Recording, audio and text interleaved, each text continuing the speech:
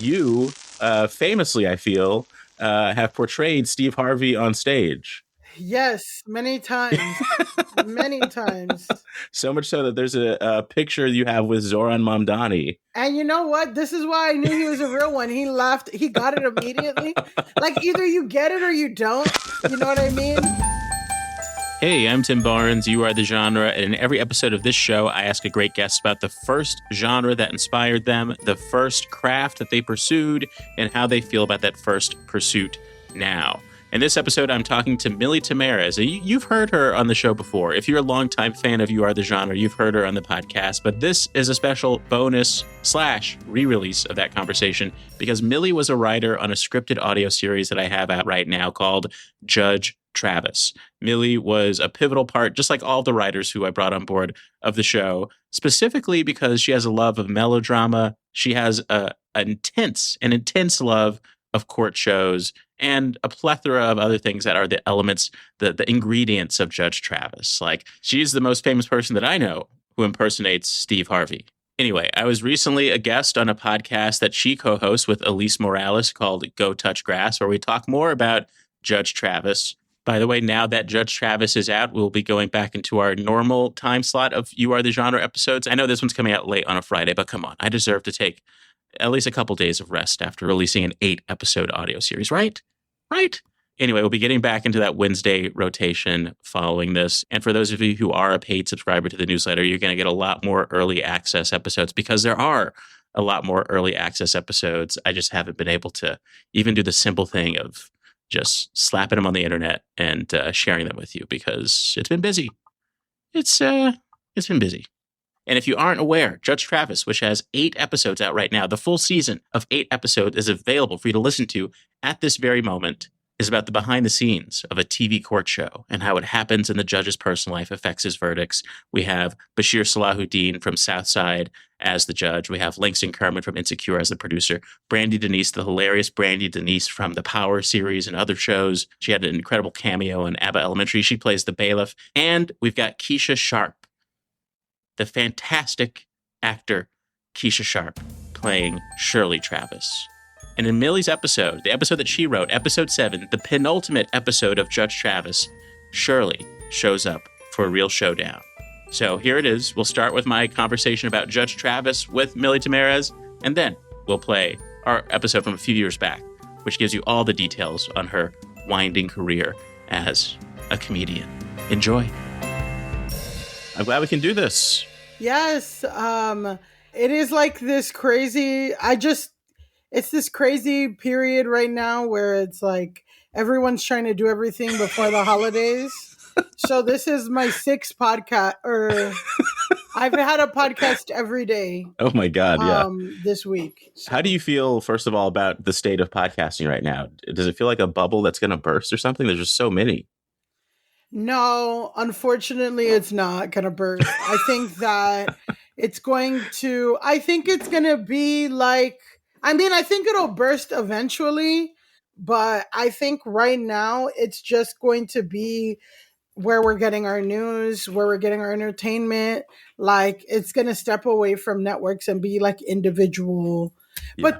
But you know what's happening is that it's like going from big networks, like, okay, you can go to ESPN, or you can watch Shannon Sharp and Chad Ochocinco talk about the same shit, unfiltered, also talk about sex for longer, not have as many commercials, and you can listen to it for free in your car anywhere, right? Yeah. But then these things become so big that they amalgamate into networks. Yeah. And then Netflix is buying podcast networks. So it's like, because that's what's happening with streaming, right? Before it was like, fuck, like cable's lame, whatever. Yeah. Then everything's going to streaming now. And it's back to cable. And now you can bundle 3 streams. It's like, this is cable. Yeah, it's crazy. It's crazy. So podcasting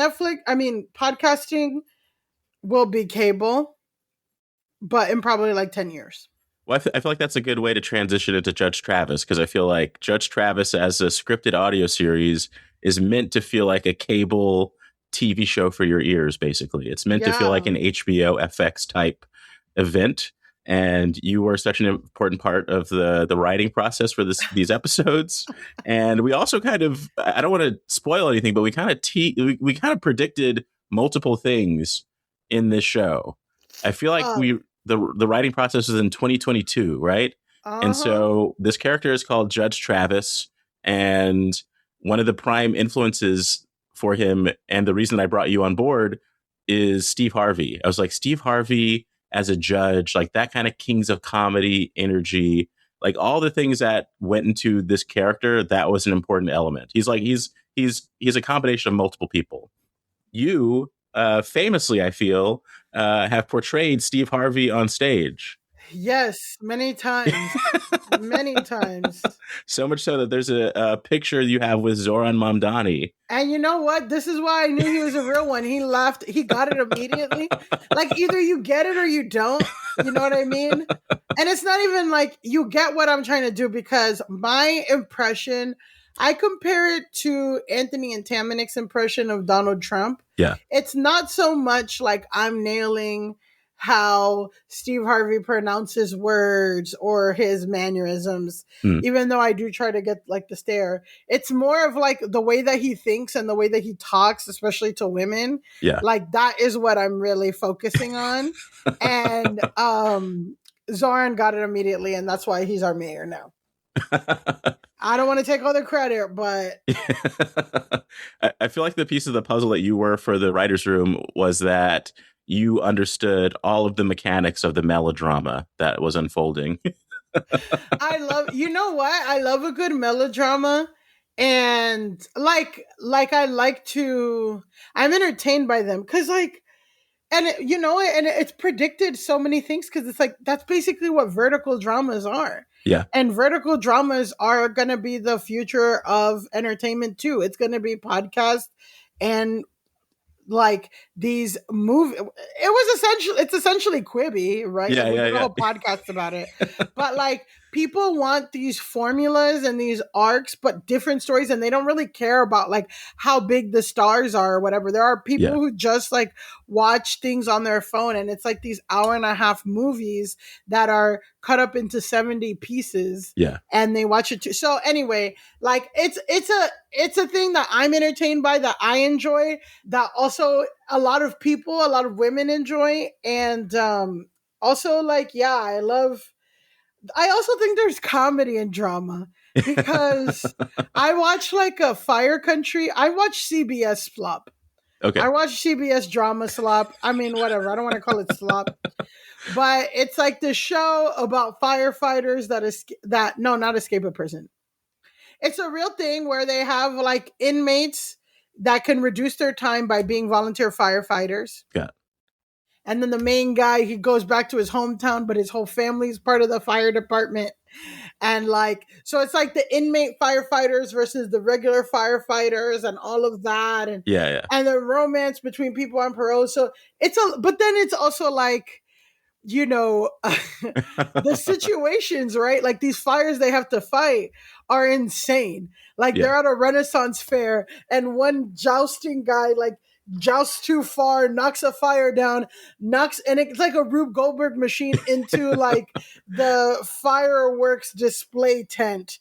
And Yeah. then it causes, or like a carnival where the Ferris wheel will spin off and then fly and then a fire will, you know. So I'm just like, drama has a form that a lot of people like, that I like. And also, when you lean into things being so dramatic, it's also really funny. It's like another layer. It's like a good drama has elements of comedy, like there's a funny joke or something. Yeah. Or a good comedy has elements of drama. But if you're leaning all the way into the drama, you can really be really funny. I don't know. That's great. I don't know. I'm like also crazy. So I laughed at, my family got mad at me because I laughed at Avatar. So You laughed at what? Avatar, the in the water, Well, I mean, the way of the it's almost what's not to laugh at in those movies. Have you seen that one? I've never. I think I've seen some of it, but Okay. I don't understand why they're so popular on like a gut level. I just don't get it.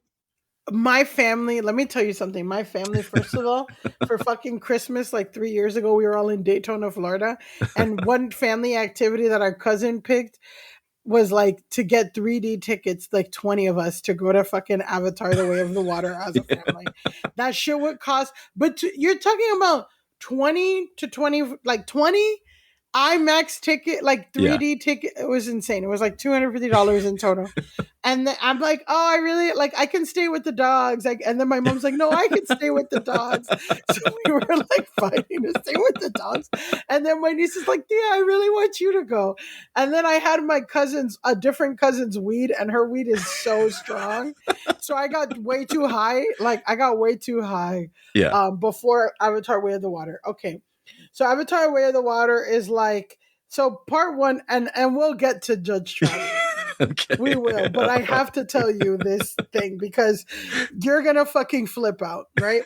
Part one is Pocahontas, but the white guy falls in love with Zoe Saldana, and then he stays in the tribe. Yeah. Part two is now they have kids, and the kids, like, they have to leave their tribe and reintegrate into a water-based tribe that all the avatars look Dominican. I have to say, they all look Dominican. They all kind of have braids, whatever. One of the Avatar kids has like a strong connection with the ocean and wildlife, uh, and can like feel wild, like, so there's like an alien whale. There's an alien whale yeah. that speaks a different language. Okay. Okay. So the Avatar son can tell that he touched the whale, and he's like, hey, I know you have trauma. Like, what happened to you? And the whale said in whale language, it's too painful.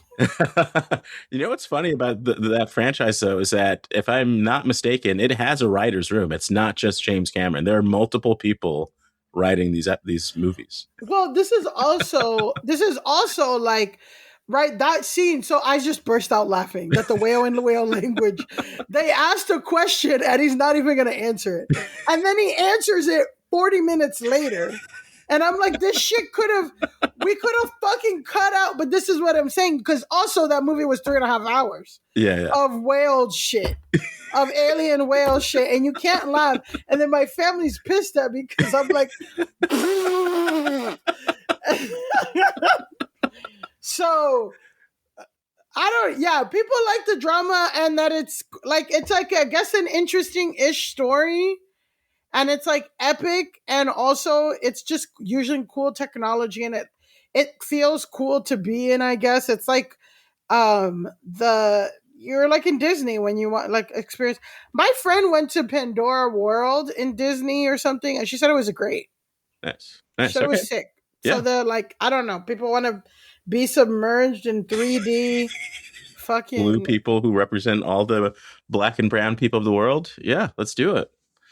It's like appropriation that we can all do together without.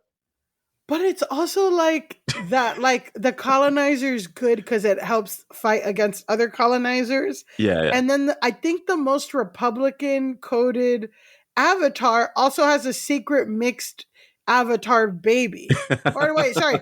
The most Republican coded human is actually also secretly an avatar who has an avatar baby. Okay. Okay. So I think it's talking about how a lot of Republicans have Filipina and Yeah. Mexican wives. Yeah. Yeah. There's a lot to unpack there. Yeah, but and Judge Travis. there's So a lot I to knew unpack. but we predicted that though, because when did Judge Steve Harvey come out? Yeah, I feel like it might have been announced like as the writers' room was going, or like I forget. They but that's watched one my thing. shit. I think the Steve Harvey team watches my shit, and they fucking know. So I'm Yeah. just saying, you watch your fucking back. But then also, there were some issues that emerged with Judge Mathis himself. Yes. That was something that we had no idea about. I think that happened after we had After finished we did the writing it thing. all. Yeah. And on top of that, the big finale has to do with a lot of things that are happening in the industry right now. Anyway, there's a bunch of like mergers and things that come into play. So there are so many weird things that the show has predicted. One thing that it hasn't predicted yet, maybe it will have predicted by the time that this interview comes out or that the show comes out, is that there's a Supreme Court vacancy. So we'll find out if that is something that becomes the case. Anyway. I What do mean, you? let's fucking hope so. Let's fucking hope so. Clarence, it's time to go. Clarence, But wrap is it it up. time to go now? That's the question. Is it time to go right now? Because someone even worse could step in Oh that yeah, seat. that's true.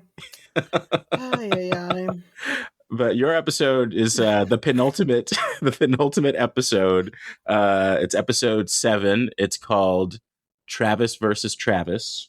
And talk about layers. Like, this is the show itself is all about eavesdropping on things happening behind the scenes, but now two characters, the bailiff and the producer, are eavesdropping on Judge Travis and his wife Shirley Travis as they're trapped in his office. Yes. And there are so many there are points where arguments that they're having as a couple while trapped are paralleling a conversation that Jax is having with Raquel. Even Jackson Raquel, did you even predict that? What do you mean? Because oh sorry, no, that's Scandival. I'm Oh, thinking of oh, Vanderpump Rules, but Jackson Raquel don't fuck. It's Tom. I forgot that there's a Raquel in that show too. At one She point, changed her name wow. to Rachel because she was getting bullied so Oh much. my god. Yeah. Yeah, that's crazy. I think that I just like the name Jax, but then shortly after I had become inundated in the world of Vanderpump, I was like, did that influence the name of that character? I have no idea. Maybe. But Yeah. also like Jax is like a terrible human being. So Yeah. he's a great figure for TV. Yeah, that's so funny. Yeah, Travis versus Travis. It's predicted a lot, I'll tell you that. And also it's so funny because James the Third, and you know, Yeah. I didn't get the chance to sit in on recording sessions like Oh yeah. you know, your girl has 18 jobs, so fuck. But I know that James was involved. But I didn't know what role he had. I didn't know how much he saw it. Oh yeah. But he just DMs me one day and he's like, "Hey, I'm working on Judge Travis." And then he's like, "You're crazy." He's like, "I got to your episode. You're insane." And I'm like, "That's all I need." Yeah, there's a talking parrot. There's this big moment where Shirley bursts in. I mean, what was and it felt like it all just flowed out of you. Like that's what I mean by the love of the melodrama. Like it wasn't only just, characters yelling at each other. There was also like a therapeutic, like a psychoanalysis breakdown of for everyone involved in this episode. Everything comes to a head emotionally, and it could only come from your mind, in particularly, like all those little things coming to a head in that way. Well, first I gotta say that it's all a tribute to you being a great head writer. Cause like you really, or showrunner, I'm sorry, showrunner, you really, just let me go. And you did a really great job in letting everybody shine in the way that they shined. And it was just a good opportunity to like, I always am going to pitch and say some crazy shit, like kind of with the idea of like, well, scale it back. And I've just been used to like people scaling it back or toning it down and stuff. But you were just like, all right, okay, all right. So that was really fun. And I think the psychoanalysis thing is really fun because there's a podcast I really like called Where Should We Begin? Uh-huh. And that's basically the show started out years and years ago on Audible, and it's like this world renowned relationship and like consult like PhD like best therapist psychologist in the world wrote about like mating and sex and whatever. She would record, basically she would have 3-hour therapy sessions Oh wow. with couples, Yeah. and then they distill it to 45 minutes, remove the names and like anything that would let you know who they are, like they would remove the city and stuff. Mm. But then you'd hear like, you know, all these couples problems. And so very, you know, it's just so fun to hear it because, and then she moved on to like work, like people who work together Oh, and yeah. have issues, and that's interesting. And then she also worked like some people by themselves. So a lot of times, you know, she'll ask a question and it'll be like, yeah, like he doesn't listen to me, or I want to open the relationship and he doesn't. And then by the end, you're like, you know, you find out that the woman who, you know, the person who wants to open the relationship always had to be the parent in their family Mm. and has a weird relationship with their mom and blah blah blah, and you're like, damn, she did it again, she did it again. Or like somebody, like just all this other shit, like one of them was like, hey, should I be this guy's mistress? um like that's like a real question. So it's always so fun, and it is an audio element too of like there is this thing about people not, and also I like watching couples therapy. That's Oh, another yeah. thing where it's like it's a similar format, but we're actually seeing them and then seeing them whatever, and it's over 7 months or something. And that is also showing, that is also like so very often when we're talking about human beings and the way that we relate to each other, it's so little to do with what they're actually talking about. It's like all this other shit. So it's like that aspect. And then also so much of my TikTok is like TikTok knows it's the most evil algorithm because it's the most accurate. But TikTok knows that I will watch a custody hearing, like a Zoom custody hearing, Uh, in full, where like the man doesn't do the paperwork properly and he's like bumbling and the judge cusses him out. Like I'll watch the 10-minute video and all the comments are like, my ex-husband was the same way. So that's your micro dramas. That's the stuff that you're watching. All that. And Yeah. the Korean dramas are even really cool because it's really interesting. The plot and the things move fast. There's Mhm. so many twists. There's so many turns. There's whatever. But usually, like, there's no kissing or this No. is like kind of weird. Like, you're watching like this couple, over like 20 episodes, like go through this thing, and at the end they give the most stiff like kiss, and you're like, oh, like I waited for this. And then also Latin dramas are really interesting, but Mhm. they have so much sex in the plot that it doesn't move anything along. And you're like, actually, I don't need to know that these teenagers are having sex doggy style. Like, this does not move the plot over. Why is this? And it's like on like international TV. There's like no sense. It's crazy. Anyway. Well, that's another thing that happens in this episode as well. I won't spoil who has sex with who in this episode, but that does take place.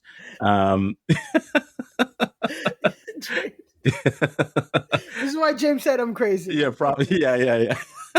There's a bird. Yeah. Well, that's what's crazy. We wrote these episodes before we knew who was going to have the roles, and James actually ended up being like super helpful in the recording process. He's in episode 2 as one of the litigants who the case is about 2 married dogs. But he also the goal was to have all the actors in one space together, but that scheduling wise didn't turn out to happen. So James ended up being this in between where he was like doing line reads, and we would have him do like a whole chunk of a scene with Bashir just to get the flow.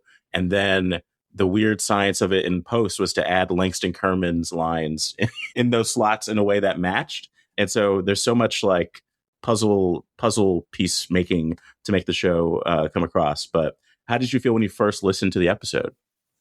I mean, it was cool. Like the sound design really like it just really added to it. And like, yeah, I am crazy.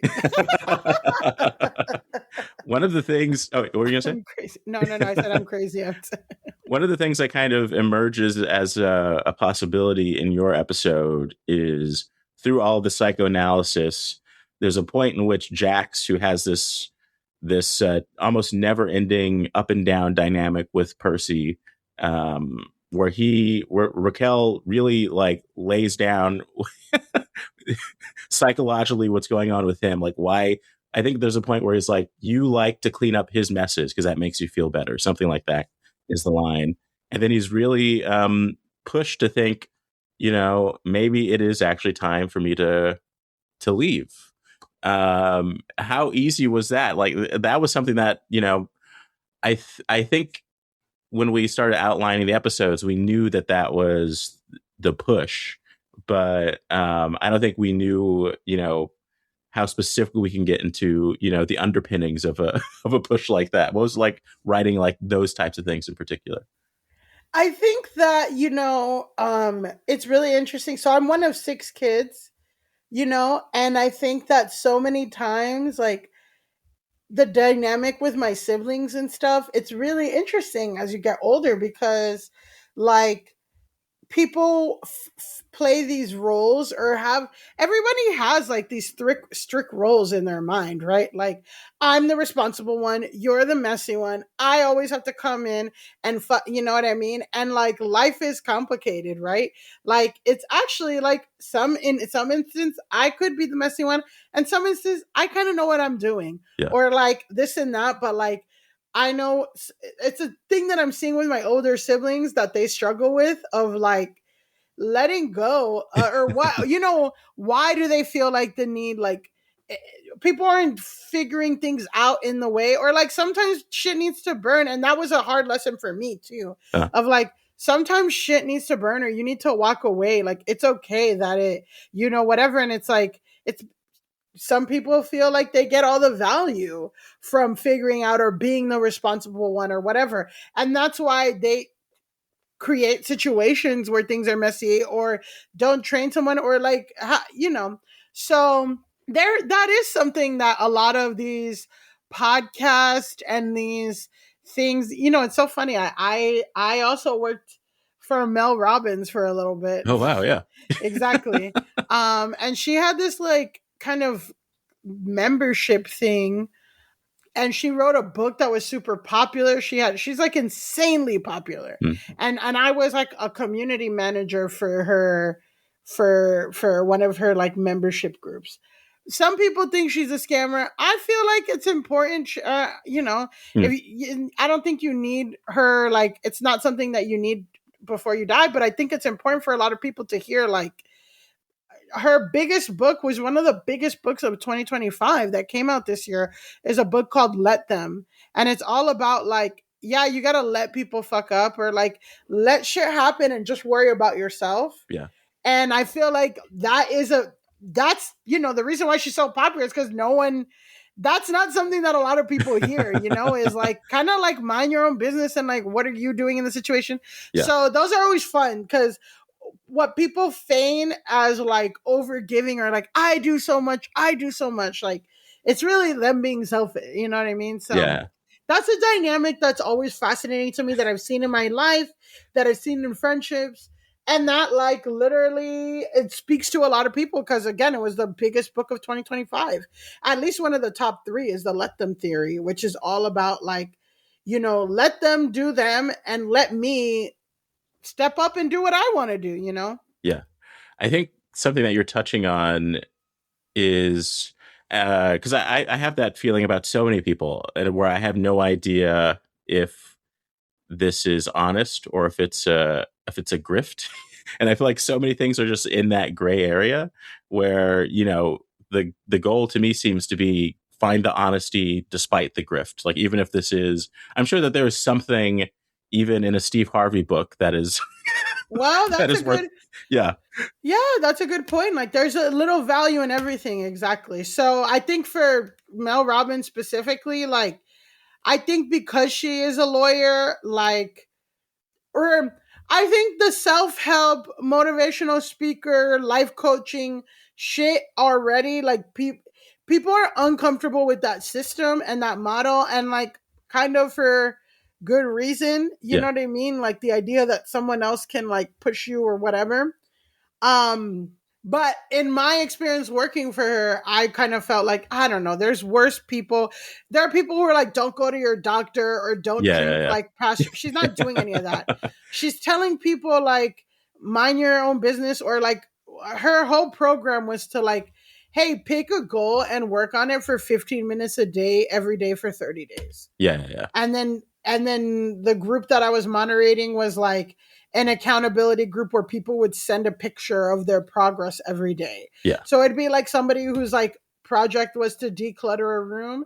So they would take a picture of the room there. You know what I mean? Yeah. And actually by the 30 days they did it, or they Yeah. did it on day 15 because they had. So I'm like, okay, like is the like I understand that, but when you dig deep in her specific thing Yeah. and other thing, I'm just like, oh, this is not the most harmful.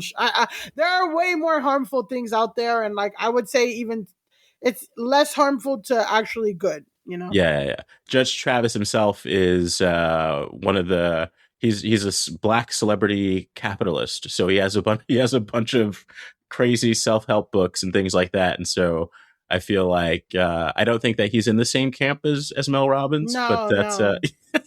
I just saw a TikTok. I was gonna say I was just reading, and then I was like, let me correct myself. I saw a TikTok about how Nixon's strategy to fight black radicalism, like the Black Panthers and stuff, was black capitalism Hmm. and black millionaires and black, that idea. Yeah. And then the creator, her name is Marcella Onongo. She does like a monthly show of Friends and Lovers. Um, she was basically saying like, yeah, Jay-Z is Nixon's dream, you know what I Yeah, mean? one day And like, Nixon, yeah, he just wrote down on a pad P Diddy. And yeah, oh my god, yeah, I have to finish that documentary. Oh my god, I did. Well, exactly, P Diddy. But yeah, so Judge Travis totally is, and in a way, like I think that there is something which some like Judge Travis and Bashir in the Regina Hall movie where about church. That's not Bashir, no, right? that's not. No, no, no. Yeah. Yeah, but like um I was like 98% sure, but I just feel like the black male figure in media and celebrity is ripe for satire that like not a lot of people have had the privilege. Like you have to be in the community but also speak the satire language, which is what you do, to be able to like really dissect, which is, when I'm thinking of that movie with Regina Hall, and it's basically about her, like a big black mega church where the husband, I think, cheats on her, and she's like and Yeah. it's like with black male figures like P. Diddy, like Steve Harvey, like Judge Mathis, like Jay-Z, like there's so much ego.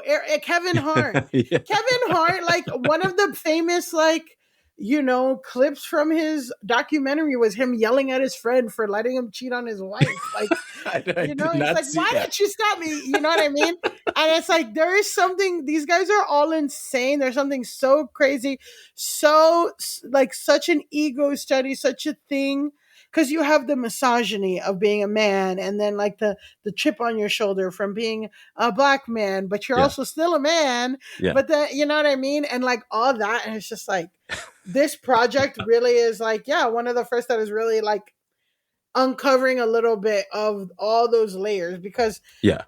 there's nothing doing it because media's run by those guys, right? Like who wants to piss off Kevin Hart?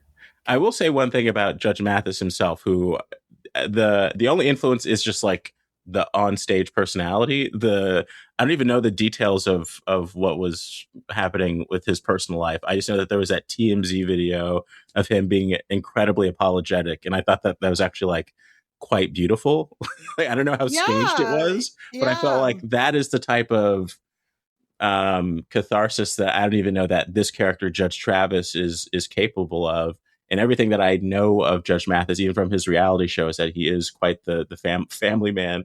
But that revelation even is, it's about the dividing line of, the stage versus who you are behind the stage. And yeah, that was absolutely insane to me when months after writing all the episodes, and I think, gearing up for production, that kind of thing popped up. And it was like, those things tip me off to the idea that we are tapping into something with the show that that hopefully resonates with people.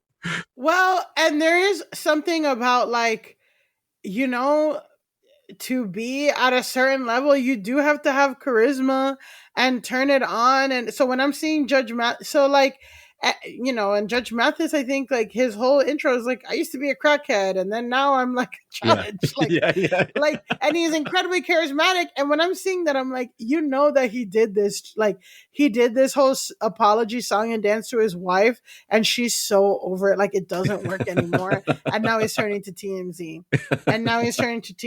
and like, you know, our show goes in a different direction. You know, I'm not going to spoil it, but with Judge Mathis, again, very public breakup, very quiet reconciliation. Mm. I think, you know, and the T was like, she was going to take everything. She was going to take everything. And then he got his shit together. He apologized publicly because basically he cheated, you know, he apologized publicly, and he's acting right now. We'll see. Well, I feel like you ended up being involved in so many things that have to do with the court. I even saw like a story where some street court thing or something I saw. I feel like I saw. Is it? I saw. Oh yeah, Judgy. Yes. You got to be on that show. Oh, no. Yeah, everything's about Instagram like show formats now. So. Yeah. It's an Instagram thing where I would get judged. Somebody would judge. I would share a situation, and the host would judge me and say if I was innocent or guilty. Okay. And nice. you know, the thing I said was, you know, my roommate said I should leave the apartment, like kind of I should move out. It's time for me to move out, and I took the shower head. So, you know, again, this is the brain that gets you the genius. A talking parrot. And but I feel like one of the questions when I wrote the pilot is why is it that court shows are always playing at the laundromat? Why is it always playing at your grandma's house? Why do we actually, as an American culture, seem to in some way really rely on these court shows? I feel like they somehow give us a sense of control in one way, because I feel like I remember like my grandma like taking notes on Judge Judy episodes, like learning, you know, the law from the show. But it also makes you feel like, oh, there is some sort of order. At some point, I'll be in a situation where this stern authority figure will be able to see my side, you know? Yeah. And I think too, at the time when we were writing the show, I was dating a French guy, and I was talking to him to him about the show, and he couldn't wrap his head around what it is. And I'm like, well, there's a if someone owes you $500, you can sue them. But the court system in general is very American, right? In Europe and in other countries, what they do is do insanely strict laws to proactively protect their citizens. Oh yeah. America doesn't. We let everything fly, but then if you want something, you got to fight for it. You got to go to this thing, and you got to be there, and you got to prove it. And it's the individual in America, you know? And then, like, it's one of those things where you don't need to buy into a whole season arc. Like, you know, you can watch for 10 minutes and know what's going on. Yeah. This guy borrowed this guy's car and fucked it up and doesn't want to pay. And then Judge Judy's going to give her like a 30-second little cuss out. And then everyone's going to give the reaction. And sometimes it's like, a lot of the times it's justice, right? You're seeing the asshole. The person who doesn't show up properly, who doesn't prepare, who gives an attitude, who's arrogant, get punished. Yeah. You know, in 10, 15 minutes. Like, you know, which life is not like that. You have to, you know, wait years for Donald Trump to die. So, yeah. Well, it feels like ultimately the American court system is let them. That's a great way. Exactly. Let them. Exactly. And that's why it's popular. Like all these podcasters and, you know, my peers and people I respect are like Mel Robbins grift on like whatever. And I'm like, guys, she's telling boomer women to like mind their business. Like we really have to be like, please. I think it's important. Yeah. It's an important message that needs to get across. Well, awesome. Thanks for taking the time to dive into the world of both Avatar and Judge Travis. I can't wait for the world to hear your episode and all the others. Yeah, I'm so glad that you could be a part of the show. It's means a lot. Yeah, and again, you are a great, like, thank you so much for like seeing, again, it's hard in this industry. This also happened at like right at the intersection of like the writer strikes, all this stuff, Mm, and it's just sometimes it can feel impossible for new voices to break through, and sometimes it feels like so far away, like the dream. I mean, in many ways you're talking about podcasting, like podcasting is the future, right? yeah. It is that lower barrier of entry to like experiment and do things and try new voices, where like TV so risk averse. So I just want to shout out, like, you seeing the vision, you putting it together, a great room of beautiful talented writers and your sick white friend. Ian Abramson. Ian Abraham. Okay, I didn't know him at all, but I saw his hair was like it was shaved in the middle, and I thought he was like terminally ill. And I thought that Tim granted Ian a make a wish or something of like, Tim's friend is dying of cancer. He's giving him one last chance to be in a writer's room before he dies. And then it wasn't until like day 5 or like the second to last day that Rebecca was like, "No, girl, he's just dumb."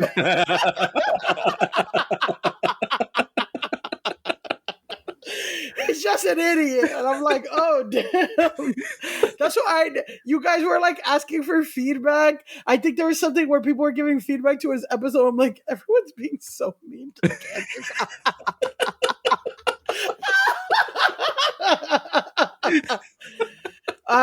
So I appreciate you for putting together that great room and being a great showrunner.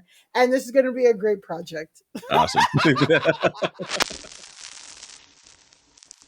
I would always be in like a dance performance with our Buddhist group, like a pop dance. Wait, you have to explain quite a bit here. Did you grow up Buddhist in Florida? Yes. Interesting. So I grew up Buddhist. So first I grew up Buddhist in Florida. First I got your voicemail, then I got you. We can meet in person or maybe on Zoom. So tell me what's your genre, tell me what do you do. I'd like to know the things that specifically make you.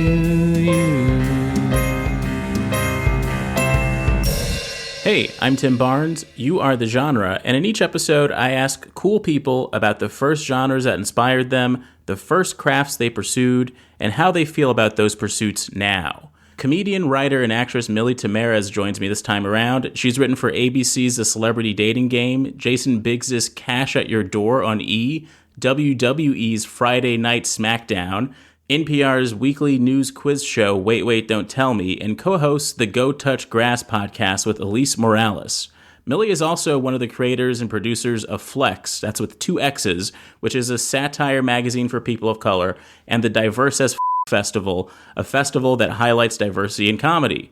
I was excited to talk to her because when I first moved to New York, she was one of the first comics I met on the scene who was always working on something new and exciting, but also was very in tune with her voice. You know, with comics like me, people will say something like, oh, he's a good writer. But with comics like Millie, they'll add the word performer into the mix. How did she reach this point? It's all explained with many twists and turns in this conversation. Oh, and I think some construction was going on around my apartment, so in the last 10 minutes or so, you might hear the low hum of the city behind me. I don't know why those construction workers keep ignoring my recording in progress sign. Always great catching up with you, Millie. Yeah. If I think of people who I know, who I can say with confidence are their own genre. No. Is a hot mess. The poster child for adult women with ADHD. Well, I guess, owning. I'm not saying I don't think you're a hot mess, but I think the type of person who will openly describe themselves as a hot mess is someone who is their own genre. And sure. Okay. I feel like you're like the broader description of you is comedian, but within that description, you do multiple things. You're a humor writer. You do character work, famously as Steve Harvey Oh my at some God, live yes. shows. I just want to say that the Steve Harvey shit is now like a viral meme. Everybody's doing it. They have Steve Harvey meetups. People are dressing up in lingerie as Steve Harvey. And I want your readers, Yub Nub, which we can unpack what the that is later. Your readers, your listeners to know I did it first. Okay. I did it first. What you just said is actually a great like the my name and what we're talking in right now shows up as Yub Nub because that's the name of another podcast that I co-host with some friends about Star Wars. And so Oh that's my a Star God. Wars reference. So what is the Star Wars reference? Do you know that have I told you about this journey I've taken into the Star Wars lore? No, I'm excited to hear this, but the reference is Yub Nub is what the Ewoks say. They say Yub Nub a lot, and in the original ending of Return of the Jedi, they sing a song in which they repeat Yub Nub over and over again. But what caused your deep dive into Star Wars? So two things, right? The only thing that I've consumed before 2022, I think, winter 2022, so like a year ago, the only thing that I've ever consumed from Star Wars is my dad would get all of our like media that we would watch from the dollar store. So two animated series that I watched consistently, I think I told you this, was the Ewok animated series based like Ewoks, like, and then also the Potato Head Kids animated series about all the kids of Mr. and Mrs. Potato Heads and all their shenanigans. So you just grew up with weird spin-off material. Yeah, there was a sketch. I was in a sketch team, and one of my writers, because I was the actor in it, and it was like a date. Like this girl's on a date. It's like, I love movies, and it's like, have you ever seen The Matrix? And it's like, you mean Johnny Mnemonic? It's like, have you ever seen like? It's like all the like weird versions of the things. Yeah, absolutely. So it's like, oh, I love Disney. It's like me too, and Ewok animated series. So. And then, you know me, like the way to get me is to get a hot Latino heartthrob to be. So I was like, what is Andor? Oh my goodness. So you started with one of the greatest Star Wars shows of all time. I know. I was like, what's Andor? Then I start watching and I'm like, okay, this is good. But the stakes are really high and I have no like, I want to understand the stakes. So I watched every single Star Wars thing in chronological order. Whoa. Except Clone Wars. I just couldn't. Okay. But I did Rebels. We have to bring you as a guest on Yub Nub then. Yeah, because I listened to... Well, the thing is, I would watch an episode and then put on Children of the Watch podcast. I love that show. So, like, because they do deep dives. I really love those guys. And, like, I published my Spotify rap for music because it's very cool Brooklyn alt girl, like, music. But podcasts were very embarrassing and I did not share that I was one of the top listeners of the Star Wars podcast because I fall asleep listening to it's really bad. Yeah, it is embarrassing when it's like, what do you listen to? What kind of podcast do you listen to? And it's all like monotone white guys talking about media. Well, these guys are good. One of them is a teacher. Yeah. Children of the Watch. One of the guys is a teacher, and then they get a lot of listener calls like about theories and stuff. And they'll have a lot of kids. And the guy's like, wow, that was so great. Thank you so much. The guys are just very positive. So they try to err on the positive side. They're like, not like, they're not what you think of like depressed losers who hate whatever. But then when they start talking about Star Wars music, they're like, I love Star Wars music. I'm like, okay, need to get off this. Well, I love this aspect of your personality. And to figure out how, like, this show is all about charting how you became someone who's so in tune with yourself. Like, it feels like any project you do will be a Millie Tamarez project.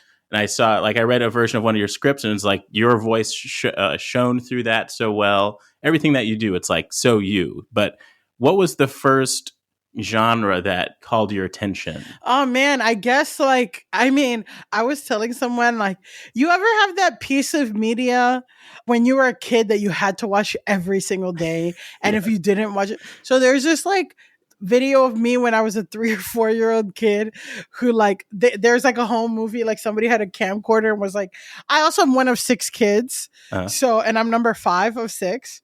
So I think one of my older siblings like was like going through the house because it's like there's a million different scenes. You know, you gotta like POV of somebody going through a house with 6 children, like in 90s Florida. There's gonna be something happening, and then there's one where like I'm having a tantrum. I'm like crying. I'm like, play it again, and like I'm like having a tantrum, and then they press play, and it's a live action Popeye. Oh wow. Wow. And that is a good emphasis of the kind of weird from day one that I was all about. And that ties into the Ewok thing in a weird way, I think, too, because this is like, it's Robin Williams being a real life, but still having like all these prosthetics on. So he literally looks like this cartoon character. I know. And I loved it. It was a great soundtrack. But, and I always loved comedy. Like, I would always watch Comedy Central. I watch like the Blue Collar Comedy Tour, like with Jeff Foxworthy and Ron White. I loved Ron White and Jeff Foxworthy. I loved just any stand-up specials I could get my hands on. I remember me and my little brother, we would watch Coming to America. It's like one of my favorite movies. And there's like a scene where Eddie Murphy like doesn't know how to hail a cab. So he stands in front of a cab and he's like, halt, to like stop. And then the guy gets out like, you dumb. Me and my little brother would just replay that over and over again and just say like, you dumb. Like, so that is the first exploration of Amelia as a genre. What do you think it was about the Popeye movie, though, that made you want to watch that one in particular over and over again? I don't know. I feel like the music was good. The costuming, it was like very fantastical. And it was also like, it was filmed in Malta, famously, and like just the clear blue waters and the sea. And I don't know, like, I just thought it was cool, but like now it's like I can look back and be like, oh yeah, it's very like fantastical when it goes all in and like everyone's like in the bit, you know? I just love movies where it's like people have to take on a new responsibility and they grow into those roles, like 3 Men and a Baby, or like that movie with Kate Hudson where her sister dies and then she has to like watch her 3, you know, nieces, anything like that. Like, it's just fun, you know?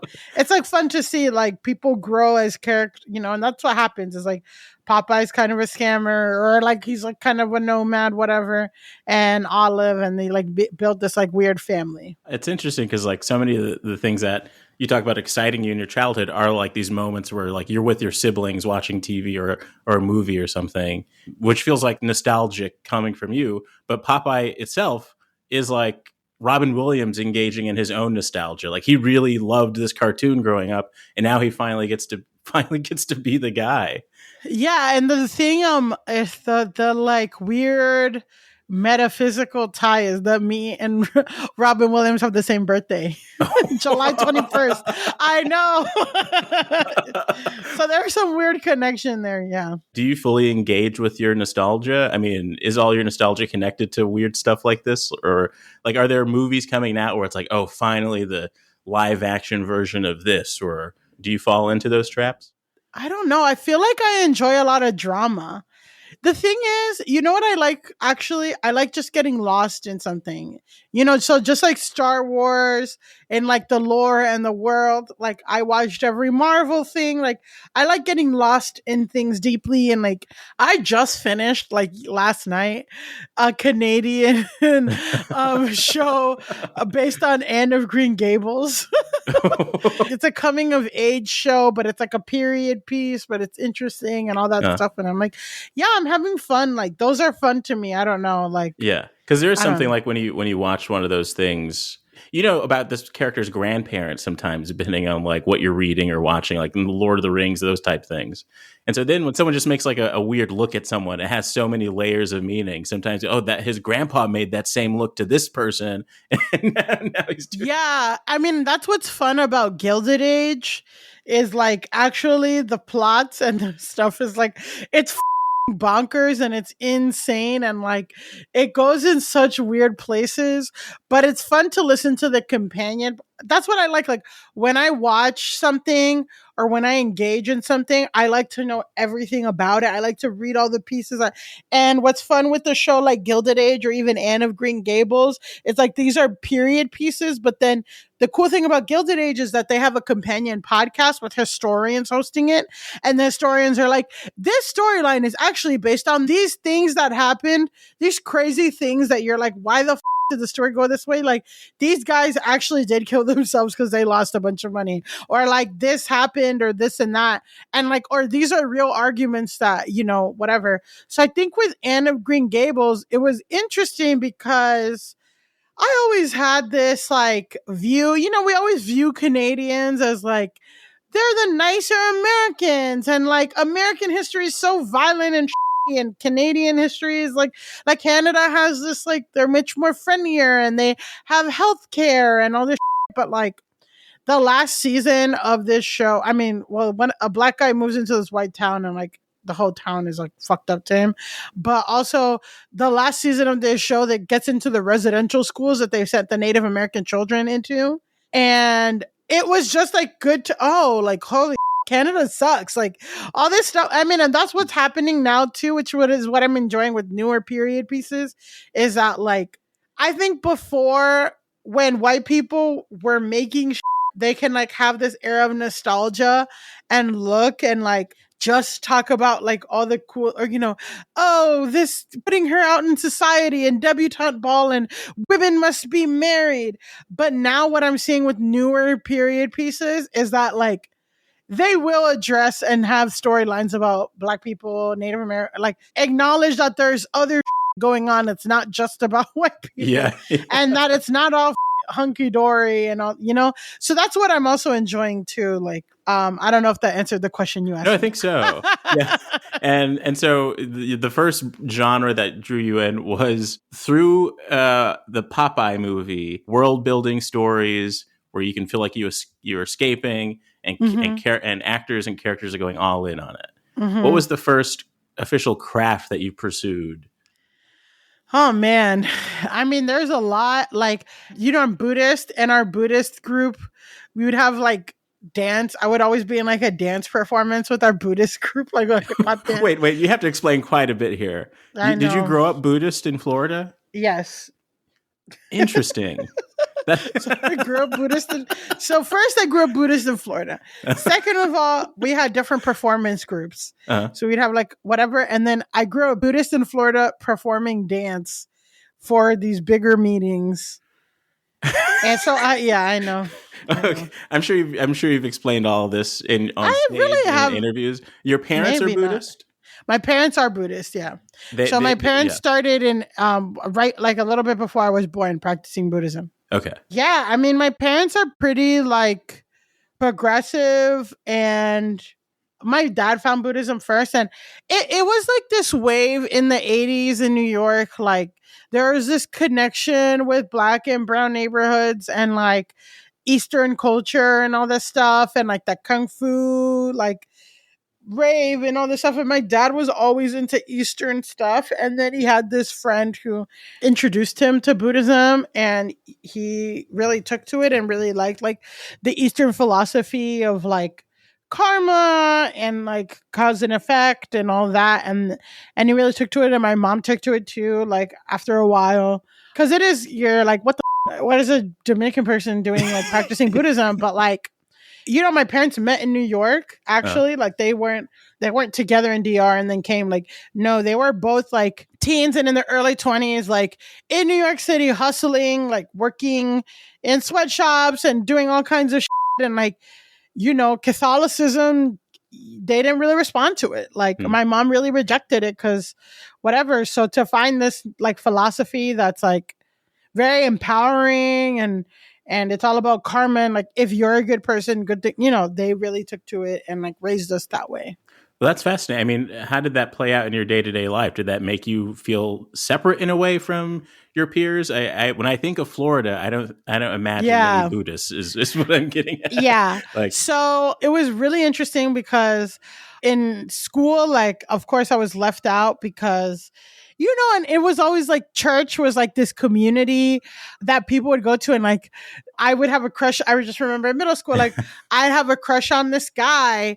And, your friend's like, oh yeah, Jonathan on Sunday, he was praying so hard at church. And I'm like, damn, I missed it or something. Cause like I'm missing all the tea because I'm booted, but like, I think in a way, I mean, I haven't watched it. You're so not coming to my bar mitzvah, but in like what I imagine, like the appeal to that and like what I've heard is that like, it kind of describes like the divide between like Hebrew school and like your regular school and like the people who are popular and sexy in Hebrew school. And it's something like that where it's like, I had my Buddhist friends that were from all over South Florida and we would congregate every other weekend in this center. And like, we'd have our own little gossip and crushes and dating each other and all this stuff. And like, there are people who I grew up with, like, you know what I mean? And like have that community. And it was separate than the community that like I went to school with and stuff. And, and I would tell people I'm Buddhist in high school and they're like, you worship booties or something? Oh my God. Wow. I love all those like those stupid, easy jokes that people make about religions, It's just, yes. Yeah. That is like 100%. And I look back and I'm like, oh my God, I can't believe I was teased for being Buddhist. They're so intolerant. They're so whatever. But then, literally like on Sunday, I went to my Buddhist center, and sometimes because it's Japanese Buddhism, they'll stream like bits and pieces of a lecture. And they're like, this one person who's like, guy who studies Buddhism, who's like a PhD in Buddhism, but they called it a bootyologist. Oh. And it's like BUDDLO. Wow. A bootyologist. Yeah. And like, he's saying really interesting, deep, like, metaphysical stuff. But I saw bootyologist. Me and like 3 people in the thing were like, so I don't know. Maybe those kids had a point. Well, when I think about Buddhism, and like especially, I guess I just realized that I don't think often about like Buddhist youth. Like when people talk about their Catholic youth groups or their evangelical youth groups, their Jewish.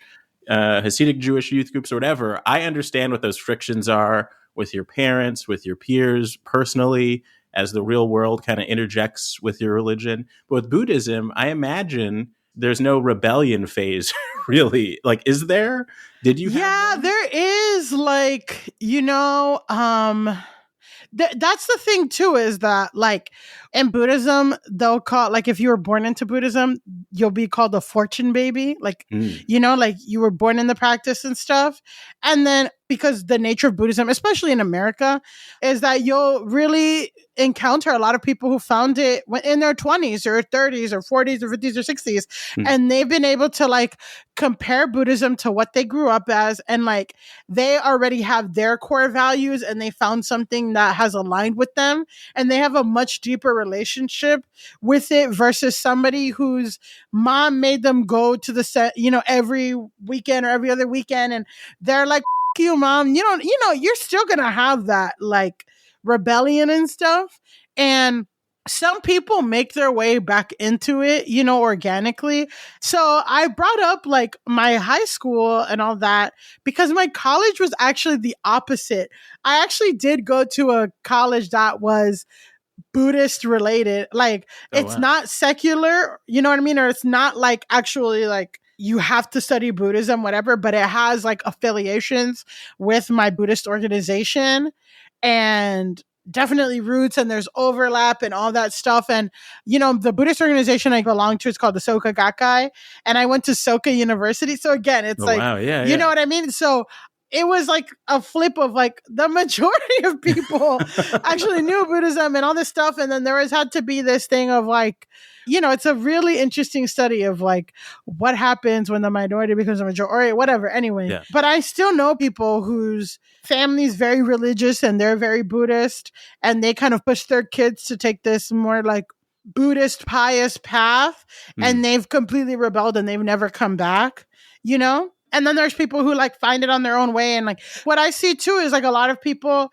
have to develop their practice on their own. It's like, oh yeah, I grew up practicing, but like when I moved out of my mom's house or when I went to college or what is this and that, like I encountered my own, you gotta like find it on your own. Yeah.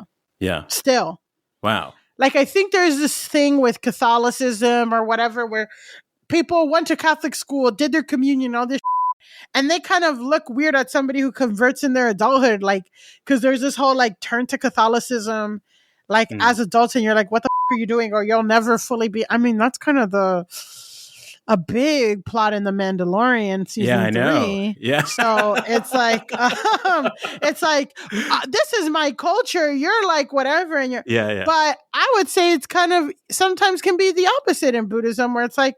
Or actually, you know what? Like, actually, in the way that Dan has a more pure connection to the roots of like what it means to be a Mandalorian because he grew up without it and was accept whatever. Like, it's the same thing with Buddhism, where it's like, yeah, sometimes people have a pure relationship that's not marred by their family. This has been the most fascinating tangent I've ever been on in any conversation. Not what your podcast is about. No. I think there are ways to connect it, especially like when you brought up how you grew up with this concept of karma and cause and effect. I noticed that just in how you talk, and we were in a situation where we were like working together on something, and the way that you present ideas, I can tell that you're always thinking about that balance of things. Like, and you know how to put characters on a soap opera map. And say, like, if this person says this to that person, then... I know. And, like, it's been a really devastating part of my mental health journey that life isn't as black and white and as... You know what I mean? It's been, like literally every other week with my therapist, I'm like, no, but if somebody's bad, if somebody's good things will happen to them. And if someone's bad, good things will not happen to them. And it's just like, that is a part of my thing. Yeah. But you were talking about the first craft that you pursued, and I believe this was connected to dancing. So it's like dance, and then I did like baton twirling, karate, and all this like all those things. But in high school and in college, have you seen the movie Rushmore?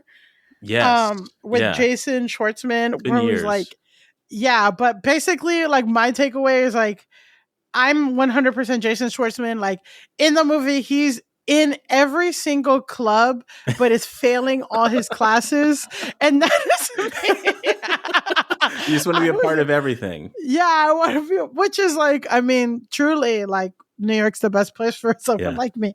But it's like, like I did photography, I did video editing. I had like, my parents bought me a little camera when I was like 9 years old. And I wish like, I feel like preservation is like something of the privilege. Like maybe in like 20 years, I'll write a deep think piece or an essay about it. But like, because there's so much kids and so much chaos, like none of my projects or none of my things that I was working on, or even my home videos, or sometimes even pictures, like we don't have, like, I don't know what happened to them, whatever, but like I would make videos with my brother, like, and then, because there's like these little cameras that you can connect to your computer and then edit them, and then it would have special effects. So I had one of those. Like aliens, like alien invasion and all this stuff. And I'm like, I wish I could watch. Like, was your camera purple? I'm just wondering if you had the same camera. It was blue. Yeah, okay, it was blue, and it was like. Yeah. Yeah. Oh my goodness! Fun. I think we had the same thing. Yeah, the same camera. I don't even remember what I made with. Yeah. I made a bunch of. Yeah. So it's like, I wish I had those. But yeah, I always was doing creative stuff. But like, I did not think I was going to enter a creative field until it was too late. Okay. So while you were doing all these things in all these different high school clubs and stuff, baton twirling, dance, all these different clubs, was there... I was also in swim, track. In swim, okay. I was everything. Yeah.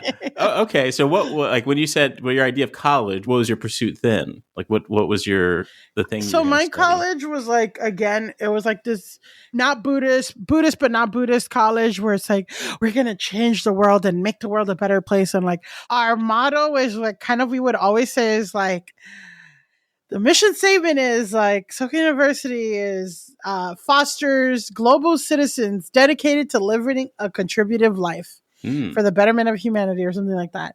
And so like the way that would show up for a lot of people, and I just knew that like I had such a privilege to go to college. Like I had siblings who studied, or like my sister went to medical school in Dominican Republic, but like I was the first to go to like school in America, like to college, like a 4-year university. And of my friends too, I was like one of the only ones to go to like 4-year college, like away and have that like college experience. It's not like all my, they were doing like community college or whatever. So I was like, well, I can't really waste my opportunity on this artistic pursuit. So I really wanted to be a lawyer for a long time. And I took my LSATs and everything, and like, yeah, I was hard, but again, the whole time I was in Indian dance group. I was in Japanese taiko drums. I was in a Hawaiian dance thing. You just had your parents driving you around everywhere. This was in college, so I was walking everywhere. In college. Okay, yeah. I would make funny videos with my friends. Me and my friends have all these like funny music videos that we would make for people's birthdays. I made like comics when like little hand-drawn comics. I did like vagina monologues. Like I was always doing creative things, but I just felt like it was selfish to do, or like there's a high rate of failure or all that stuff, or basically everything that I'm living now, which is like I'm extremely broke and my thing was unstable. I was trying to avoid, but one of my stand-up jokes is about destiny and fate. Because my mom's like, oh, she wants credit because she took us out of, we were raised in New York, but she moved us to Florida. And isn't it so great that like we had a normal childhood in Florida?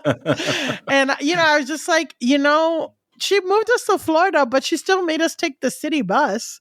And you got to think about all the weirdos that take the city bus. And the first time I ever saw a scrotum or balls was on the city bus. And it's like, it's like my mom doesn't know the tale of Oedipus. Like I was born and my destiny was to see balls on the city bus. And, moving me out, you can't avoid destiny, and no matter how much you fight it and stuff, you're still going to see balls on the city bus. Wow. And that's how I feel.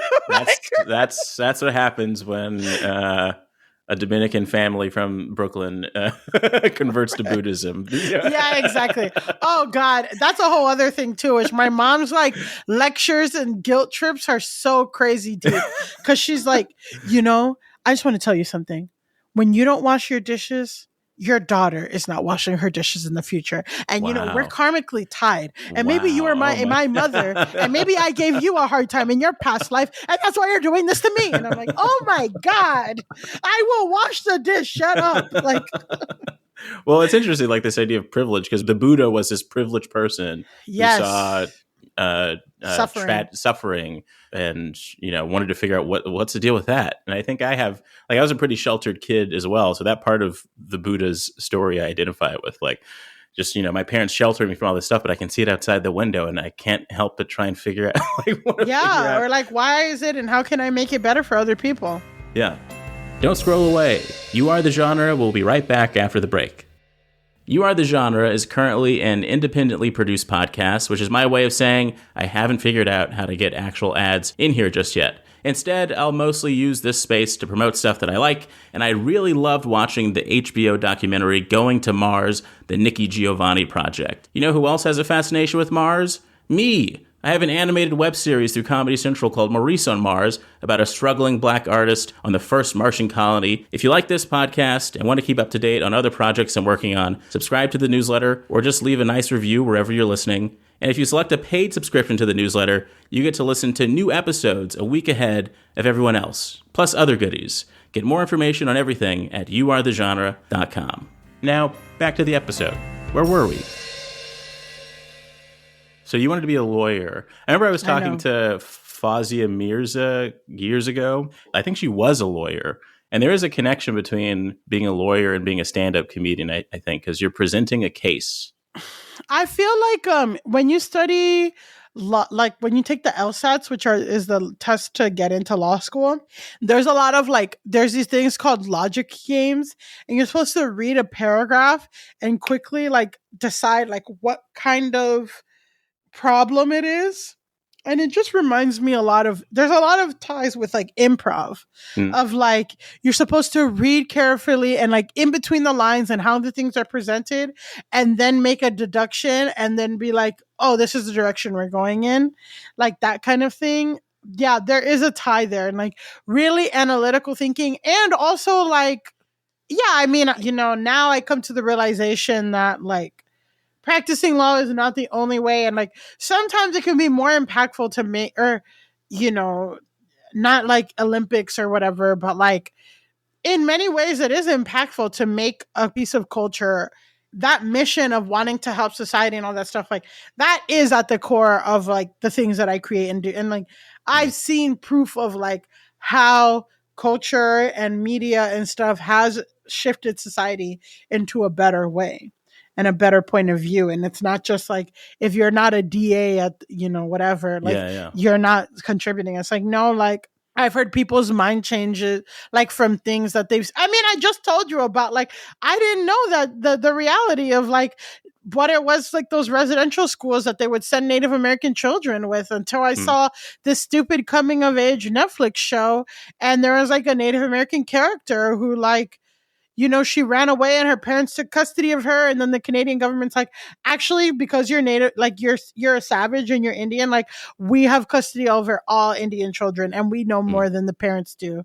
And they like took the daughter back, So it's like, yeah, that was culture. Like not like some lawyer. I mean, you need it all, right? You need the lawyer that's going to tell you like and sue the Canadian government for reparations, and you need like the piece of media that's contextualizing and like giving it stakes and like helping you empathize with this character that died 250 years before you were born. Yeah. And thinking about lawyers karmically, is there something here? Yeah. Finish your thought. I'll let you know. Where, because a lawyer can have a case on either side of an issue, and they have to figure out how to best help their client, even if they disagree with that client. There's some very interesting like social science happening in courtrooms in that regard. Yeah, my really good friend that went to college with me actually is a DA in like the Syracuse County, like because she went to Syracuse Law, and she got a job as an assistant to the DA, like whatever, as a prosecutor, and people are like, "Oh, you're working for the man," and like, is that ethical? Like, what the don't you want to be like a criminal defense, like, and help people stay out of? She's like, actually, like, I have a lot of power in deciding which ones even go to trial. I can throw out half of these cases or all these cases and be like, this isn't even worth our time. And like, that's a lot of power too. And I'm like, yeah, that's true, Yeah. But she's like, she also works in domestic violence. So she rarely, you don't want to be throwing out those cases. So. That's a good way to frame like, what you can do when you get into a creative space as well. Because I think like when you're a part of a machine, I feel like I know what my role is. My role often in my life has been to be the starter black in a room. Yeah. And so my job is to be so good at this job that they feel that much more comfortable hiring another black person into whatever Isn't it is. That so unfair and though? This is the that gets me though. This is the that I tell my therapist is like, but why can't they just why do they need a starter black? Like what, whatever. But yeah, no, yeah, but I like real. I know, and I feel that, and I try to take ownership. Like I just that gives me momentum and purpose. I feel in a lot of situations I've been in, and even comedically, older comedians of color, you know that how they've played those roles and have brought in a lot of opportunity for other people. And I can sometimes, tell that sometimes they like to be the only ones in the room. Oh yeah. And that's a whole other thing. That's another thing. And I think everyone has to combat that feeling when it pops up in themselves. Yeah.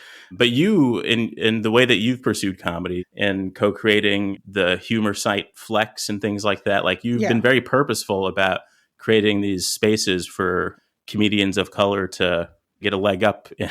Yeah. And again, it's that noble mission that, like, again, it just was so hard and is so hard, and it was so hard for me. And I really took on this noble mission earlier in my career to make it easy for other people and to, like, make sure that other people don't have to go through the obstacles and the hoops that I've gone through to follow their dreams. I think that something that I learned is that a lot of times those things came at the detriment of my dream, not in the detriment, at the cost. And I wasn't taking care of myself, and I wasn't investing in my own dreams or my own skills or my own things. And that was a hard lesson that I had to learn too. I mean, Flex is a great example of, like, I did like a lot of shit. I would make sure the thing was running and happening and moving, and oversaw it and used my connections to elevate other people on the site. But I wasn't writing. It just hit me. I'm like, I'm not writing any article. So then when people are like, oh, what's your article? Like, I was like, oh shit. Or we would have pitch meetings, and I would literally say pitches and assign my pitches to other people. And then those would go viral because I would share it. And then those people would get opportunity. You know what I mean? Yeah. And then those people, but, like, it just was never coming back to me. Or I would always forward every packet I got to everybody. And, like, and then, like, I had to be like, wait, hold on, Millie. Like, that was a hard lesson too, of, like, when I started focusing on myself, I started seeing that I had created, it was kind of too late, because I had created the conditions for them not understanding that they also had to be there, take care, cultivate, and foster for me. So, like, one time when I started creating and doing things myself, my policy and the way that I edited it was, like, I would always take a pass on everyone's thing and, like, see what they're trying to achieve and see if there was a cleaner, whatever way. And I sent something to the group to be edited, and they didn't look at it for 3 weeks, and a lot of it was, like, I created this space for people of color and it was very sexist.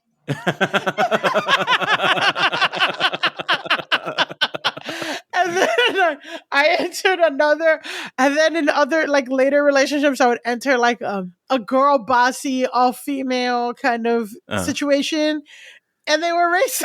So it's like, you're just trying to create your open Popeyes universe where I know. I know that wasn't, I know you just wanted me to be like, yeah, I created Flex because I love people of color and it was a great experience. And I'm like, this was everything that was bad with this. No, I love that, because one of the things I wanted to try and get at, because earlier you were talking about how you've done, like, video editing and all this other stuff. And one of my frustrations for a long time was that I didn't have a clear sense of the one big thing that I was doing. And I felt like others didn't have a clear sense of that as well, especially when I was working in media, but not necessarily on, like, I'm writing comedy for this media. I was, like, a podcast producer for a long time. And I was doing all these weird sort of behind the scenes. It's still in media, still exciting. And when that wouldn't give me enough time to go out at night to do stand-up, so I'm not as much a part of the scene as I'd want to be, I would get very frustrated. But I understand how much work goes into just running a website and all that kind of stuff. But are there parallels to that in your life, or how did you it sounds like you started to describe how you got out of that, but have you had that, and what was the base of that sort of frustration for you? Because I feel like for me, the key recently is figuring out that I am the glue that connects all the things. and really taking pride in that. Yeah, I think that the thing is like, and I think that's a lot of like resentment too. It's like for some people, it's enough for them to, honestly, straight white men, like it's enough for them to be like moderately talented. And I also noticed this too of like these like mediocre white guys doing comedy, they'll get a producer to help them produce their shows immediately. Like I've never heard of these guys, but I go to they ask me to do a show, I'll show up, and then they're like, this girl's like, hi, I'm Sarah, I'm the producer. And then like you realize that Sarah has been doing all the emailing, and these guys just get to show up and do their comedy and leave. And I'm like, well, I wish I have to do that, but for me to do a show, I have to write the show, do the show, send emails to everyone I know, make the flyer, or pay someone $100 to make the flyer, do this, do that. I remember me and Elise a year or two ago, we wanted to do a regular, like live, kind of a little bit political leaning live comedy show, and we wanted a producer because we knew that the show was going to take a lot of work to actually do.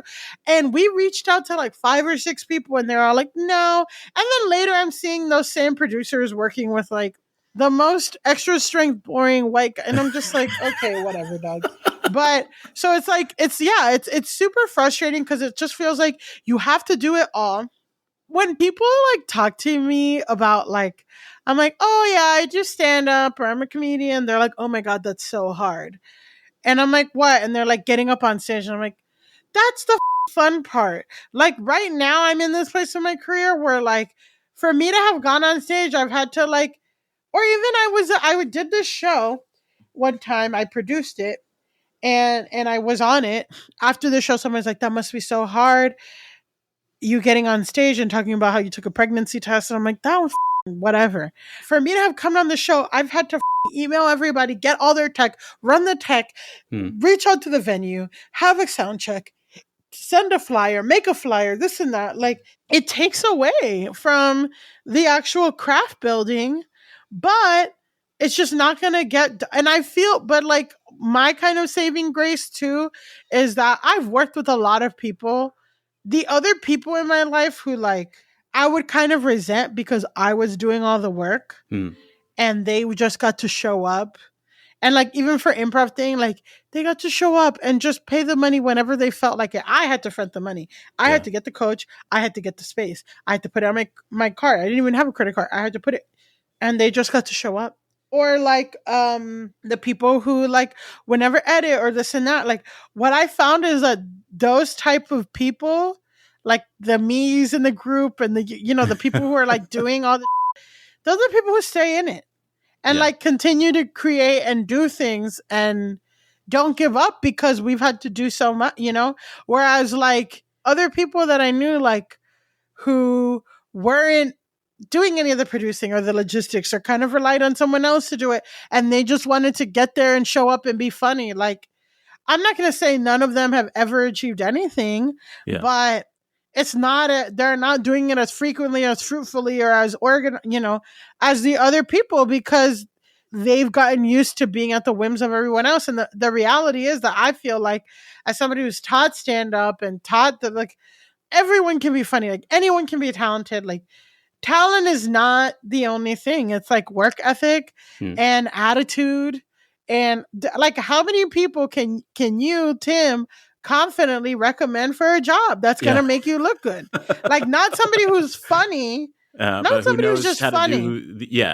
The work. Who knows how to do it, but has a good attitude and a positive thing and is going to make work better. Like there's not a lot of people like that. So while I resent and have like have to work through my feelings of like, fuck these people who like don't do are constantly moving up in the world, I feel like there's not a lot of people who fill all those boxes. And I feel like, they're at the whims of everyone else. Well, a through line, just to kind of bring things on home here is, it seems like the Millie that you described in high school, who's in every club, in college, who's in every club, is also the Millie who right now does comedy, but does it in all these different forms. Does that have you found a happy balance between all that? Is there any frustration that Millie isn't just stand-up comedian Millie? She's also podcaster Millie. She's also character Millie. Yeah, that's like a tough thing because I do feel like I'm not like really like I have like a an okay command on everything and I'm not excelling at everything, but also when somebody's like, "What's your ideal career?" Like, and this is, what I would tell my old manager. It's kind of like, yeah, I mean, I would love to do, like go to big cities and do stand up and have shows there and stuff, but like, I'm not trying to be like a road comic, like, and do that, like, which is like that's kind of what and also like the idea of doing like 5 stand-up shows a night or like hanging out at the cellar until I get past like, but also like the idea of sitting in my like not performing for a year and sitting in my apartment and writing 5 really great pilots Yeah. doesn't excite me. I mean, I want to write good pilots and I want to write on TV and all that stuff, and I have, but I guess I've just made it, and it's hard because it's like I've gotten the advice of like, you need to focus on one thing so you can break in efficiently. Hmm. You have to break in, but then also like when you're, like right now, because of the podcast launch and everything, I've been focusing on podcasting, but like, yeah, it's just like, when someone asks me a career, like, I don't know if you have somebody that is like, what's your ideal career? Like for me, I'm like, I love Michelle Buteau's career. She's got a podcast, she's doing stand up, she's acting, she's writing, she's doing it all. And that is a career that excites me. It's like that is the point, or that is, yeah, like, so it's like I don't feel like it is frustrating, or I feel like people can understand me better and wrap their heads around me better if I picked one thing and just did that for like a year and did nothing else. Like if I didn't write anymore and I didn't do any like podcasts and I just worked on stand up and I just posted clips of my stand up every week or whatever, I could be in a different place. Or if I just, but to me, like that's what I find fun and like cool about the thing is that I get to explore different sides of me and everything brings out something different. That's amazing. And I feel like that's the secret to it all, especially as someone telling you to just focus on one thing. Yeah, that sounds great. If that one thing is at all certain, which none of these things are. None of these things. That's also the scary thing is like, I think the appeal and the attractiveness of a career like law or being a doctor is like, okay, you go 4 years to undergrad, you go to pre-med, you get a residency, you're a doctor. Or Yeah. you pass your boards, you're a doctor. You go to law, 4 years undergrad, 3 years law school, pass the bar, you're a lawyer. Comedy, you post, you could be working at a gas station, you post one funny video, Yeah. whatever, or you post funny videos, or you have a podcast that does well, or you are doing stand up. And that's the scary thing. And that's why it also doesn't feel right to like, because like, I don't know what's going to stick to the wall. Like, I don't know what's going to hit. Like, I feel like it's like all of it, right? Like, I don't like if somebody was like, Millie, this is what's going to get you to where you want to be, this thing right here, then yeah, that's a different story. I would probably maybe focus, but like it's it's just like you don't know what the thing is that's gonna hit. Yeah. Like, the most viral video I've ever been in was the one where I talked about androids for like an hour. I mean, not an hour, for a minute. I talked about how I love my Android phone, and that has like 1.3 million likes. Cool. Like, Yeah. but then all those people are like, oh my God, she's so funny. Then they go on my page. Oh, she does this, she does that, she does this, she does that. Oh, okay, cool. Like someone's, people comment, how come she doesn't have her own TV show or this? And then it's like, oh, she is a comedian. Like, you know what I mean? So it's like, yeah, you kind of have to have other shit popping off on your page so that people know that, whatever. Yeah. But I think what's great is that you're genuinely you're bringing your excitement and you're being you in all these things. None of these things seem like, oh, my manager told me I need to I need to make viral A stand-up clips, so podcast. I'm doing that this week. And you're just kind of reluctantly doing this. You are bringing your true self to all these projects, and I think that's what's great. Yeah, and that's the kind of the tough thing too with like stand up is like everyone's like you and I clips do well and all this stuff, but I'm like, I don't know. Like this is probably not great, but I'm like, I don't know. I want to retire jokes like when I want to retire them and like I'm also not performing like I'm performing a few times a month. Like I don't want to blow my entire load on these like 1 minute clips so I could get 300 you know, I don't know. Yeah. That's why everyone posts crowd work shit and it's like no one's funny. It's like you can't fucking win. Well, I guess the last big question, and I'm interested in how this will pan out, is what's your relationship to that first craft that you were interested in? You said that was like dancing and baton twirling. Like, what is your relationship to that now, and what's your relationship to the Millie that was doing that at the time? You know, sometimes I feel like I'm overly confident. I mean, I am confident, but sometimes I'm like, there's a little Don Quixote de Lulu thing going on here where it's like, no, Millie, you can, but I'll watch a video, I'm like, I can do that. Like, and I mean, that's like really pulled me through a lot of things because, you know, that's what got me on a motorcycle in Colombia. Like, where I'm like, I can do this, I can do that, I can surf, and it's also, I really can't. Like, but whatever, that's like the delusional thing, but that's like what pushes me. So when I watch and enjoy, it's like I have a joy for it, but I don't pursue it, whatever. But I'll still watch some videos and be like, man, I can do this shit. It's like, I really should take a class. I took a hip hop class earlier. Like my friend's little sister taught a hip hop class, and she's like actually a hip hop dancer. And I went to Mark Morris, which is in downtown Brooklyn. It's really cool. It's just kind of sucks. Like comedy is like I feel like I'm just grinding so much, and I'm just trying to like. I never have anything stable or consistent, and like because of that, I haven't been able to really explore as many like fun artistic things as I like. Cause I'm like, oh, if I wasn't worried about how I'm gonna pay my rent this month and all this stuff, and I had a consistent work, like I would actually, cause it was really cool going to Mark Morris and seeing like adults taking ballet for the first time, Yeah. or like an African dance class, or this, or jazz, or so I took a hip hop class this year when my friend's little sister taught it, and it was really it was really hard. It was a really hard class, but also like, you know, you perform in front of people, and then there's people who were doing it for the first time, and just like, yeah, like I don't know, there's that fun thing, which I have a good friend, or you know, and she's also like Buddhist too, and she's a celebrity makeup artist. She does like makeup for Idris Elba. You know, they call it grooming with men, but like Idris Elba, El Cool J, Uzo, Mindy, like all these like amazing celebrities of color. And I'll meet with her every few years, and we'll like hang out for a few hours, and she'll just talk and give me such wonderful life advice about like the industry and stuff. But she told me like, you know, when your passion becomes your job and that's how you make money, you always need to have another creative passion that you're doing just for fun.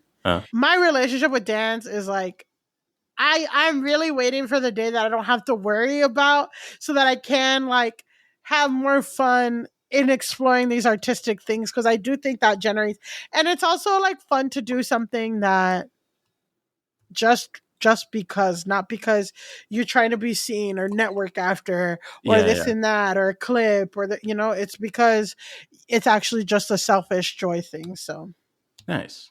It's good to have to like get to a point where you can afford having some routine in your life. Like, oh, this is my dance day. I would fucking love that. I can't wait. But like, I don't know if you listen to Who Weekly. It's a C and D list celebrity podcast, like gossip podcast. So it shows like gossip about like C and D celebrities.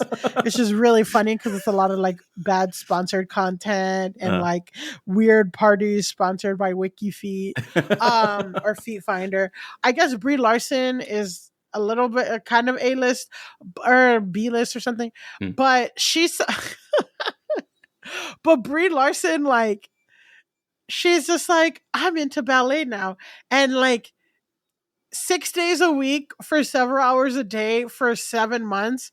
She took dance intensive and had this huge recital and all this stuff. And like, because Brie Larson is that person who goes really 100% hard on everything. And like, that's kind of her like character bit, I mean, whatever. But it's like, yeah, like that is an insane privilege. I'm like, I'm going to go all in on this hobby. It's like, I would love to get to a place where I had a day to do a week and I'm not just fighting for my in life.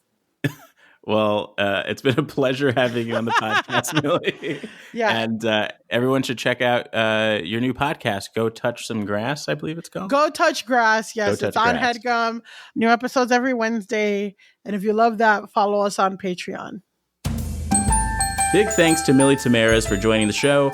Keep up to date with her at millietamarez.com. Freddie Nunez created and sings the You Are the Genre theme song, and Adam Smith produced it.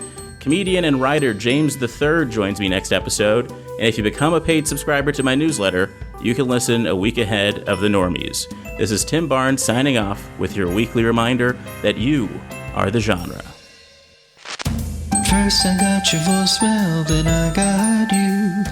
We can meet in person or maybe on Zoom. So tell me what your genre, tell me what do you do? I'd like to know the things that specifically make